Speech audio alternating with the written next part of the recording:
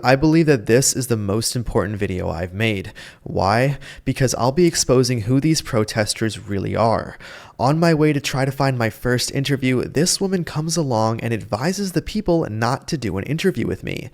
Then she proceeds to take photos of me with her phone and then grabs a sign that says troll on it. She then, and I kid you not, followed me around the protest for the entire time I was there. The people she's guarding from an interview are folks calling for violence, holding a sign saying burn a Tesla, save democracy. And so obviously no one can be that dumb for free, so who is this woman? This is her protesting JP Morgan, funded by a campaign called 350 PDX's Defund and Divest team. This is her on Capitol Hill blocking senators. So she travels for her job as a professional protester. And this is her participating in an If Not Now, a progressive Jewish organization supporting Ilhan Omar. Yet this is her on a website for a Lutheran church. Could it be that she's pretending to be Jewish? Yes, just like the people who occupied Trump Tower pretended to be Jewish. These people are being paid, and I'm going to continue to expose that throughout the video. Welcome back to The Nate Friedman Show. I'm just asking a question about what people are doing out here. Consider him like right wing, like anti everything we're doing. Oh, But he's supposed to interview you. You're anti-everything? No, I'm asking a question about what you guys are doing here. What are we doing here? Yeah. So she has her script, and not a very creative one at that either, with quote, he's anti-everything we're doing, but they all have a script. Look at the person leading this protest, literally reading the lines that were typed up for her. It's not just this Tesla protest either, but every other one has someone reading from a script. Now I promise you that whoever is feeding these lines is shorting Tesla stock. Now the guy I was interviewing said that he was here for his civic duty, and then said this. Will it directly affect policy? Yeah. Probably not. Okay. It's a sort of, it's a soft, indirect sort of thing. So you're hoping that it pressures them to doing something? No. Oh yeah, all throughout the protest, I'd have fans like this come up to me and say hello. They are supposedly the loyal members of the Democrat Party, yet this is written directly from the Democrat Party platform. Quote, as Democrats, we respect differences of perspective and belief. Yes, I feel very respected. It's simply to make a statement, if not for the United States, for the globe, that there are people here who don't approve of what's going on. You wouldn't want to be lumped in with what's going on. And why don't you approve what's going on? Why don't I approve of what's going on? Does it really? I don't have time to really go into that. I mean, Just one or two things is fine. All right, how about somebody who should not have been permitted to run for office is now sitting in the White House? If you're wondering who the guy is signaling for help and talking very negatively about my channel in the background, he's another professional protester. Here's him freaking out at Grand Central Station, here's him calling to vaccinate the world, and here's him supporting I don't even know what. You know the worst part about this guy? He could be teaching your child. That's right. He's a professor of health sciences at Touro University in New York. I mean, are we no longer...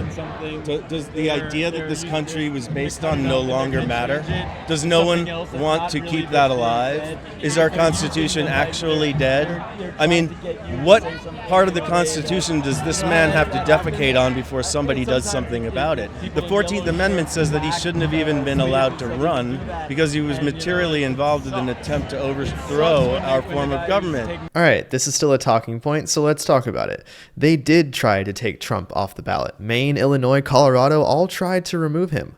It didn't work because Trump wasn't convicted of insurrection under the 14th Amendment, and the Supreme Court unanimously ruled that states do not have the authority to remove Trump off the ballot. It wasn't just those world-class lawyers that knew that day wasn't an insurrection. It was also most of the country, because they knew that insurrections don't involve their leader asking everyone to go home midway through. Insurrections also have military-grade equipment. January 6th did not. If these people want to know what an actual insurrection looks like, the Civil War would be a good place to start. So you see this more about Trump than about Elon? Because I know it's right outside the Tesla showroom. No, it's about both of them. The entire administration. So tell me about Elon. Tell me the issue with it. I don't know. Move over here because they're pretty loud. Okay. Who is he? I mean, why does he have any? He was not elected to anything. I was under the impression that we elected people to represent us. So let me bring you one concern that I hear, which is that when Trump was campaigning, he said, if elected, I'm going to bring Elon and have him help cut government waste. So, in a word, when we voted for Trump, we voted for Elon. We voted for him to cut government waste. Did we? Did people really get that message? Did people really understand what he was going to be doing? I don't know. Let's see if people got the message. We will create the new Department of Government Efficiency, headed by a gentleman named Elon Musk. We're going to get Elon, and he's great at this. He's going to be our cost cutter. He said it a lot. He said it many, many times that Elon was going to be a part of the government. Yeah, but not forever, but so that we can cut out government waste. Okay, so I'm just saying what the other side thinks about. You mentioned that we were bringing in people who we didn't vote for. Fauci, we didn't vote for Fauci, and he had much more power. Okay, I'm confused here because nobody had to create a new department to put Fauci in charge of it. They created a new department that doesn't really have any. No one knows what their agenda really is. Our goal is to reduce the deficit by $1 trillion. We feel confident that a 15% reduction can be done without affecting any of the critical government services. The Department of Government Efficiency is the most transparent agency that we have. They state on their website every cut they make in their path to remove $1 trillion of waste, fraud, and abuse from our government. You can also see court filings that show Elon Musk as an advisor to the president, and Trump clearly stating that Elon can't do anything without his approval. Elon can't do and won't do anything without our approval. I mean, is there something that they've cut that you don't like that they've cut? Specifically, what about USAID? I mean, that's kind of important. They don't think it is. They don't really seem to understand how government works. All right, so he says USAID is important. Let's go over some of their past work. $10 million to voluntary male circumcision in Mozambique and $1.5 million to advance diversity, equity, and inclusion in Serbia's workplaces. Taxpayer money to advance DEI in America is already insane. To help with DEI in another country, that's just putting money in a furnace. You'll also see USAID boxes among Hezbollah weapon caches in Lebanon. Millions of dollars worth of USAID was being stolen. He also mentions that Elon and Trump don't know how the government works. I'm pretty sure the former president and now current president has a pretty good understanding of how the government works. You can criticize how he's doing it, but not knowing how it works is, I don't know about that. And Elon is sending rockets into space and landing them back down. I'm going to go ahead and assume that the DMV is a little less complicated than that. I would like someone to come in and cut government waste in an intelligent way. Well, what is he doing that's unintelligent? Slashing and burning. He doesn't seem to concern himself with the impacts of the cuts that he's making. It's break it and then fix it when you realize that it's broken too badly. And that's not an approach that's really effective. Look, we're $36 trillion in debt. Doge has to act quickly. They are pointing out inefficiencies where some were probably easier to find than others, like the Pentagon was paying $280 million over budget on their HR software. $280 million over budget. Another recent one was $380,000 a month was going to minor website modifications at Veterans Affairs. That job is now being done by someone working 10 hours a week. He also said Doge's approach isn't effective. Well, they've already saved $140 billion. I'd say that's not bad for 3 months of work. Well, do you want billions of dollars going overseas towards transgender awareness? Do you want that? It's not. That's not happening. USAID and Johns Hopkins University celebrate the success of India's first transgender clinic. They weren't even hiding that. This was on the embassy's website in 2021. Then $2 million allocated to Guatemala for sex changes and LGBT activism. $7 million to Sri Lanka to teach their journalists to state pronouns and avoid gender binary language. No one who's worked for USAID has disputed any of this. Saying it's not happening is just plain wrong. Oh, I have another sign. Let me see that. Yes. I know he's a right-wing troll. No, it's fine. It's fine. But he cuts off the cover. He's loving doing this. You're feeding it. Can you tell me an issue that you have with my content? You seem like you've watched my content, so tell me what your issue is. I'm not talking. You've watched it, man, so tell me what the issue is. So this woman with an arrow was the one he signaled for help. And why? Because they're teammates. Here's her standing right in front of the college professor at a completely different protest. Here's her at another protest, and another. Trump and Elon have a vicious paid opposition in this country. Over 200 Tesla takedown protests have already happened. That's not natural. And it's not just words either, it's assault. These people are going after Tesla owners. Look, it's really going to come home to roost when grandma and grandpa, when they can't get their Social Security. When there's a break in government payouts that people receive every month that keep them alive, that's when people are going to really react. That's when they're going to realize that they're being fleeced. Doge will make sure you get your Social Security. Doge will make sure you get your Medicaid. There will be no cuts to legitimate payments whatsoever. Elon has said countless times he won't cut Medicaid or Social Security. And not only that, he's actively cutting fraudulent Social Security. Elon showed Doge's data of millions of illegal immigrants getting Social Security numbers. People like AOC, who is now the most influential Democrat, is saying that Elon is currently stealing your Social Security. These folks, Elon Musk and whatever group of corrupt people he's got coming in here, looting Social Security. The man is worth $350 billion. He's not trying to steal your Social Security. This is the same guy who founded and sold PayPal for $1.5 billion, then put all of his money into Tesla and SpaceX. Does that sound like someone who's just in it for the money? It's just a swindle. All you right-wingers are being taken by con men who, us New Yorkers, we're out in the street because we know this guy. We've watched his whole career. He's a con man, and he's a failure. I don't know if this woman gets a raise for every camera that she blocks, but it is truly pathetic of her to do that. Now, I keep hearing that the country is getting swindled, yet before Trump won, he said he would shut the border down. Encounters at the border have gone down to a 25-year low. He said he would end DEI in the government. He did. He said he would bring back 2 genders. He did. And Elon didn't want any of this in the first place. He was a Democrat before this. However, he was being targeted by the left for so long that he felt he had no choice. Biden held an EV summit and didn't invite Tesla. That's like having a birthday party for someone and then not inviting the person whose birthday it is. You also had the Biden administration launch a massive multi-year lawsuit against SpaceX for not hiring asylum seekers. Yet SpaceX is legally barred from hiring non-permanent residents. So it was illegal for Elon to do either thing. It was lawfare, and the man clearly had no choice but to do what he did. So you don't have a problem with them stepping in and telling Columbia University what they can and cannot teach. Talk about nanny state. They're gonna tell a university what. Well, they're giving them, $400 million. So they have Just because you're giving an organization money doesn't mean that you get to dictate to them what they can and cannot teach. Well, you can say either do something or I'm taking away the money. That's their prerogative. No, they can simply take away the money. They can't go and coerce you. They can't twist your arm. Okay, think of it like this. If a father gives a child $100 as an allowance, but then the child spends it on cocaine, the father has every right to take that money away until he promises not to spend it on that. In this case, the child, being Columbia University, has an endowment of $15 billion already. So if they want that $400 million from us, they have to implement a mask ban so that we can see who these students really are. These kids were breaking into dorms, libraries, and saying things like, "We have a Zionist at the entrance of our encampment." My check! My check!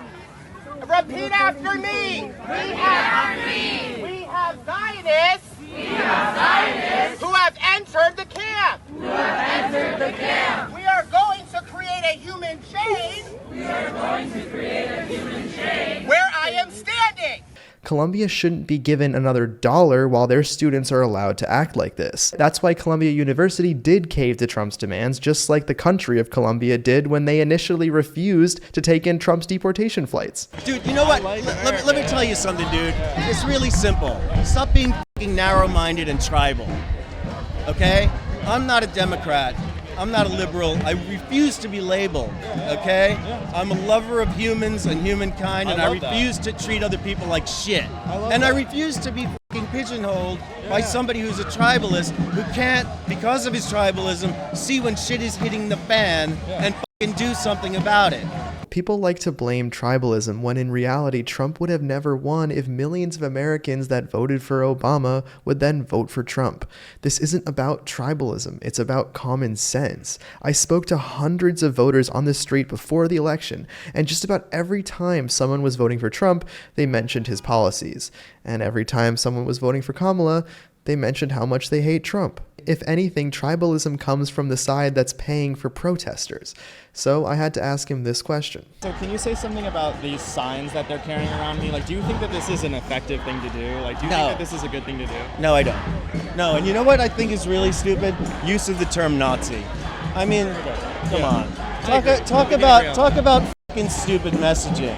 Let's use the term Nazi.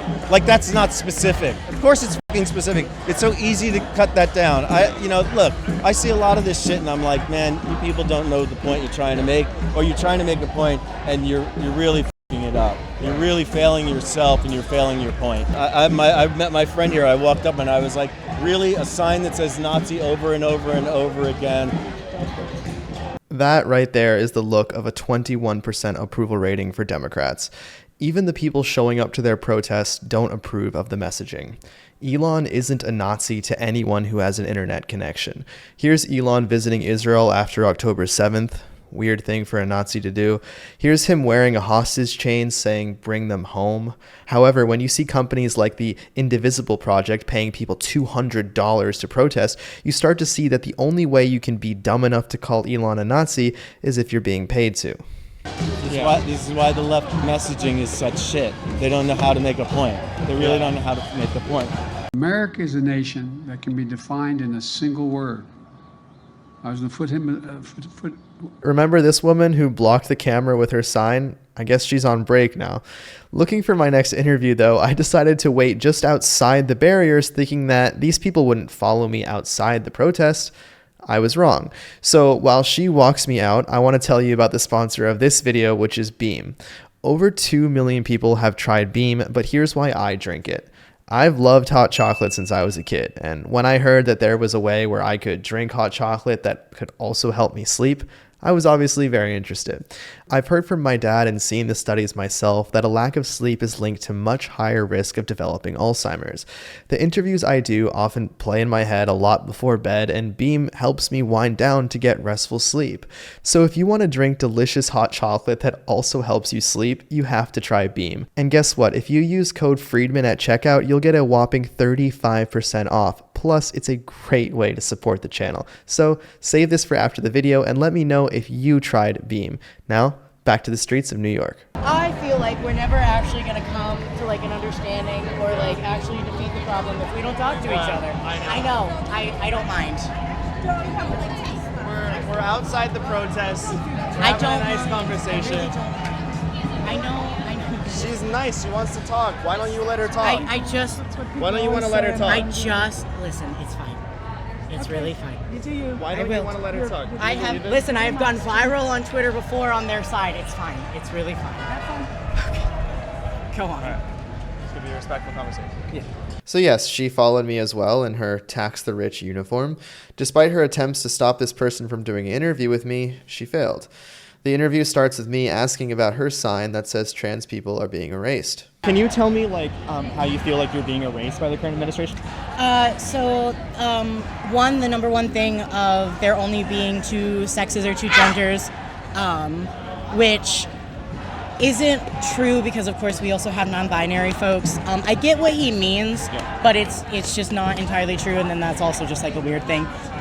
But also just trying to deny that we exist at all, calling us a epidemic, saying that we have an agenda and that we're trying to indoctrinate kids, which they've been saying, but that's just not true. So. Okay. There is no evidence of Trump saying trans people are an epidemic. There is evidence, however, of indoctrination, like the Lafayette Elementary School flying a trans flag, or Casas Elementary having Pride Week. This is quite literally indoctrination. This video of an elementary school having an Express Yourself parade is one of the best ads for homeschooling that I have ever seen. This is deadly. Literally, trans people are twice as likely to unalive themselves as non-trans people. Trump is now defunding the schools that participated in this indoctrination. She then mentions another way that she believes Trump is erasing trans people. And if you're wondering what that sound is in the background, some protesters just bang their signs like a drum when you try to interview someone. It's totally normal behavior. The cuts to trans healthcare, and then also I know that he's giving it back to the states, which I can understand and I can appreciate, but that's also allowing for a lot of just cuts to trans healthcare. Totally, okay. And about the indoctrination. So let me tell you something that concerns me personally. Okay. So when I've seen in classrooms, second graders, first graders, and I see the trans flag, what worries me is that's a phase of children's lives where they are confused. Everyone's confused at that age. And I don't think it's fair to them to push an ideology that can make them do something that they will really regret. Yeah. So can you tell me about that? Oh, no, I completely agree. I understand where the fear comes from of like kids thinking that they're trans and then going to like medically transition and everything like that and then end up being like, actually, I'm not. I understand that. And I agree with that. That clip right there is why Tim Walz is not the vice president. It is such an extraordinarily unpopular position to have, and why the Democrat Party is more split than ever. The base has shifted so far left that even the person I'm interviewing thinks that transgender surgeries for minors is too far. I don't think that like somebody under 18 should be able to get testosterone or estrogen, because that is irreversible stuff. However, I do think that puberty blockers should be allowed, because puberty blockers aren't definite and there are no permanent changes. All that they do is just delay puberty, and once you come off of it, you just go back, So that's 100% not true. Puberty blockers increase the risk of osteoporosis and fractures. They affect brain development like memory and decision making.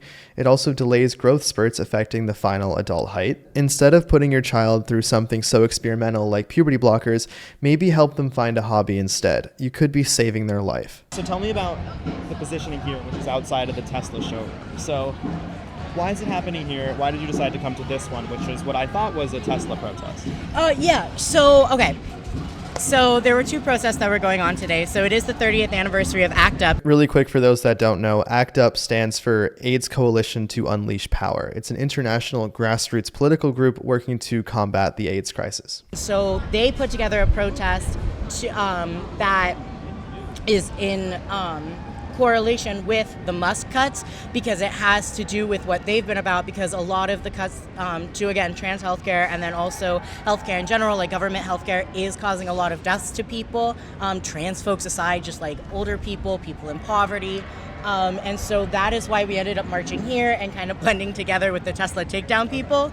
So, and do you know them well? Like, do you have some friends on the... Yeah, I have a couple friends, but I'm not like affiliated with anything. I go where I'm needed. There's quite a bit of overlap, because I did see a lot of there is. Yeah, because like I said, we just kind of came, and they knew that we were headed this way. And I see the Palestine stuff is included in there as well. Yeah, a lot of people come to protests and they like bring like Palestine stuff or Ukraine stuff, just calling attention to other problems that are still going on. Got it. Here's a diagram that I think showcases her point quite well, actually.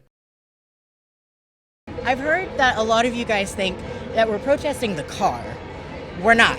We're protesting Elon. Well, there's a huge sign that says to burn Teslas. Yes, because that is where a lot of his a lot of his money is coming in from. And so I've said this before, if he like just completely left the company, like washed himself completely clean from it and didn't get any more money, we wouldn't be here. Because it's not about Tesla, it's about Elon. You hear that, Elon? Literally all you have to do is leave the company you've built for 20 years.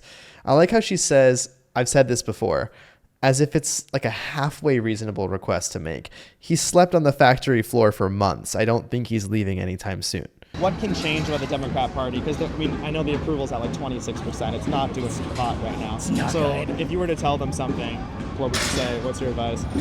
To the Democratic Party? Get your head out of your ass. Yeah. Listen to us and what we actually want. Stop bowing down. Because there's a lot of like what we call like performatism, like corporate performatism, and where they pretend to care about us if that's like popular at the time. And I think that's also a very big problem, because it's like we don't know what you actually stand for. Like, you don't grow a backbone. You know, like, I don't agree with the Republicans at all, but at least they have backbone. Like, at least I know clearly what they stand for. Like, the left, I have no fucking idea. I have no fucking idea. Because whatever is gonna be, like, whatever they think will win them the votes, they'll be like, yeah, we'll do this, and then they're elected in, and then they don't do anything. They don't fucking do anything that they said that they would do. They don't do anything that we wanted. So, You see, the protesters I did speak with were respectful and really cool to do an interview with me despite the paid protesters trying to stop them. To be honest, I did not think that the protesters would have such a distrust in their own party. Then again, it does give a lot of context as to why the Republicans have the House, the Senate, and of course the presidency. And when you see Democrat politicians scream and protest about Doge, investigating them would be a good start because those same politicians were pro-Doge just years ago. We've got to look at cuts for sure, waste, fraud, abuse, duplication, obsolescence, you name it. There is no question that there is an enormous amount of waste and fraud and abuse in this government. We want to cut the bad stuff and keep the good stuff. Everyone knows that getting rid of the deficit will require some tough decisions. And that includes cutting back on billions of dollars in programs that a lot of people care about. We're witnessing an implosion on the left, and things will have to rubber band closer to the center. We're already seeing that with Newsom starting a podcast and having people on the right come on. The question is, will people trust that shift from the Democrats or not? Thank you so much for watching this special episode of The Nate Friedman Show. The 3 most liked comments from the last episode are on your screen, and so is the video that those comments are from. I'll see you there.